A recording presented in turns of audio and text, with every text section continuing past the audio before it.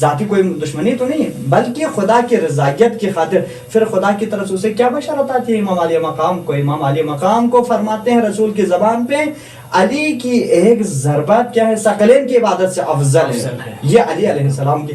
تو پھر رضایت کے لیے کچھ اصول بیان کرتے ہیں. ہم اور آپ جو عبادت بالفرض ہم اور آپ عبادت پڑھتے ہیں کرتے ہیں، ابھی بالفرض روزہ رکھتے ہیں، نماز پڑھتے ہیں، پھر بھی ہم اور آپ کے اندر وہ کما حقوں میں نے پہلے بیان کیا، آیا یہ تمام چیزیں خدا کی خوشنودی کے لیے؟ ظاہراً ہم یہی کہیں گے جی ہم خدا کی خوشنودی کے لیے روزہ رکھ رہے ہیں، ہم نماز پڑھ رہے ہیں خدا کی خوشنودی کے لیے. لیکن امام علی مقام علیہ السلام عبادت کے اقسام بیان کر دیتے ہیں.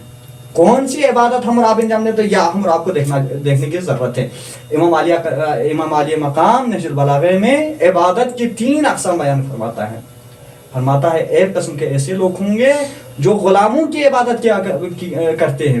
ایک قسم کے لوگ ایسے ہیں جو کیا ہیں غلاموں کی طرف وہ عبادت کرتے ہیں. یعنی غلام کیا ہے اپنے مالک کے سامنے وہ اس کے خوف اور خطر سے ڈر کے اس کی احترام کیا کرتے ہیں، کما حق اس کا احترام نہیں کرتے ہیں. تو امام علی علیہ السلام فرماتا ہے ایک قسم کے لوگ ایسے ہیں جو خالق لم یزل کی کما حق عبادت اس کی معرفت جان کے نہیں بلکہ خدا کے عذاب سے ڈر کے اس کی عبادت کرتے ہیں. یہ ایک قسم.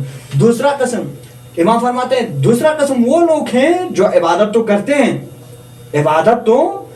ہیں لیکن کیا ہے وہ جنت کے لالچ پہ عبادت کرتے ہیں. بالفرض میں روزہ رکھ رہا ہوں اس مہینے میں، کیوں؟ اس لیے رکھ رہا ہوں تاکہ مجھے جنت مل جائے. میں نماز اس لیے پڑھتا ہوں تاکہ میں جنت میں چلا جاؤں.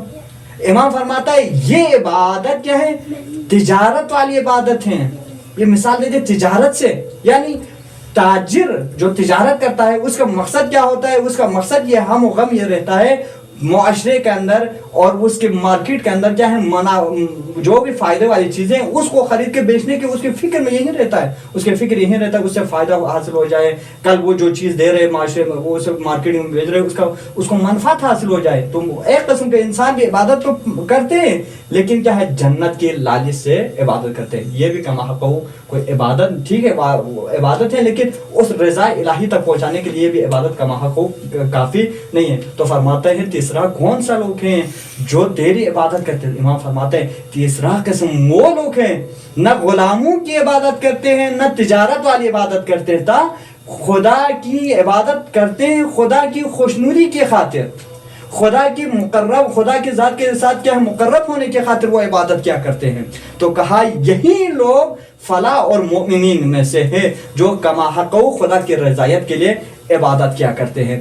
تو یہ کچھ اور بنیاد امام رضا علیہ السلام کی بھی روایتیں ہیں لیکن شاید میرے خیال میں کافی وقت آ چکا ہے، میں اسی پہ اختصار کرتا ہوں. باقی امام علیہ السلام کی کچھ روایتیں تھیں جو رضا الہی کی طرف ہم اور آپ اگر حاصل کرنا چاہیں تو آپ مطالعہ کر سکتے ہیں ناظرین اور اس سے ایسے وعدہ کر سکتے ہیں. جزاک اللہ قبلہ. شیخ صاحب بہت ہی مفصل اور خوبصورت انداز میں بیان کر رہے تھے کہ ماہ مبارک رمضان میں قرآن پڑھنے کا ثواب اور خوشنودی خدا کیسے حاصل کر سکتے ہیں. قبلہ صاحب نے جو باتیں بیان کیا ہے ان باتوں کو ہم غور و فکر کریں تو یقیناً ہماری ہی کامیابی ہے، ہماری ہی جو ہے اس میں جو ہے فلاح ہے ہمارے لیے خود.